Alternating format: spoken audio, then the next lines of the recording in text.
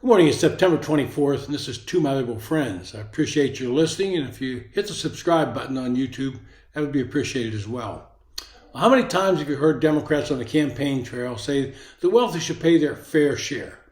You notice they never define what they mean by that statement. They just leave it hanging. People buy into this nonsense by repeating that the wealthy should pay their fair share.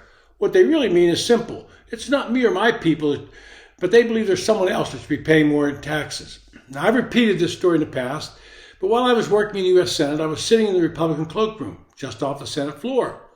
On this day, Senator Russell Long, a Democrat from Louisiana, walked in and sat down on one of the couches.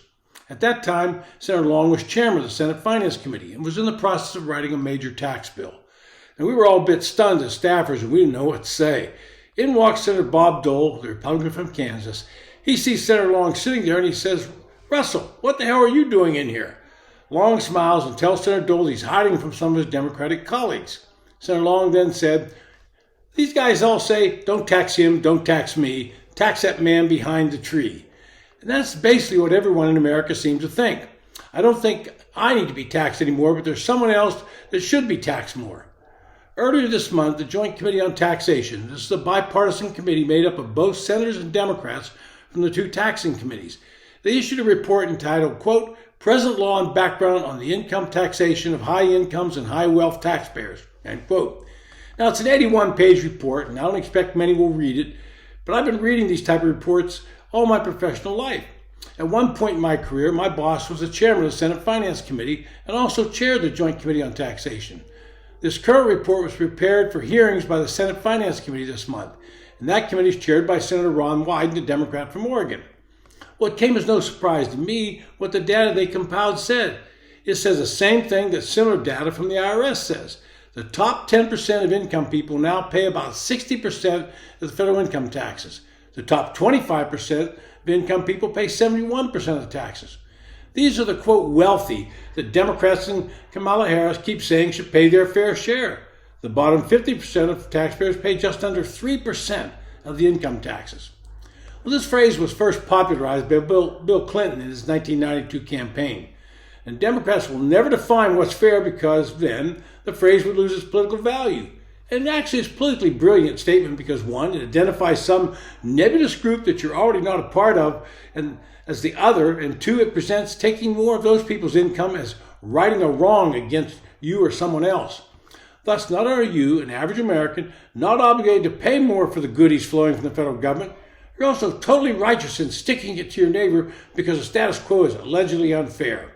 No amount of reality, such as the facts that the U.S. federal income tax system is extremely progressive, the rich and upper class pay basically all such taxes, and roughly half of the country pays no federal income tax or even pays negative taxes because they get things from credits. None of that's going to change that people hate paying taxes and perpetually feel like they're being robbed. So Clinton struck gold in 92, and subsequent generations of Democrats have copied his language. And it seems to be working because according to a Pew Research report, quote, Democrats and Democratic leaders overwhelmingly say they're bothered a lot by the feeling that corporations of wealthy people do not pay their fair share. 70% of this group says that. But if we're being honest, a lot of people across the political spectrum believe they personally think they pay too much in taxes. Almost 40% think this. And when they hear this phrase, it makes them think that someone else is not paying and they should be paying less. But what I would suggest is the next time you hear someone use this phrase, try and ask them what they mean. Remember, Joe Biden was asked this question and said he claims to know, but he won't say what he thinks he knows. He likes to use this phrase, but never puts a number to it, so we know exactly what he's talking about. But he's not alone. When the news service asked this question to every member of the House Ways and Means Committee on Tax Policy, that very question, 11 Republicans and 8 Democrats, to tell us what they believe is a fair share for all taxpaying Americans, 0 provided a response. And remember, these are the members of Congress actually assigned to do that job, and not one could say what fair share means. Well, I'll give you a couple of hard numbers. The top 1%, that's about 1.5 million taxpayers out of 150 million, paid 42% of the federal income tax collections. That's an increase from 35% in 2011, so they're paying more than their fair share over the years. It's gone up. So the next time you hear some politician say they want someone to pay their fair share, ask them to define what that means. Give you some real numbers, not some empty rhetoric that's designed to make you feel good about them. It's been To My Liberal Friends. Thanks for listening, and please hit the subscribe button.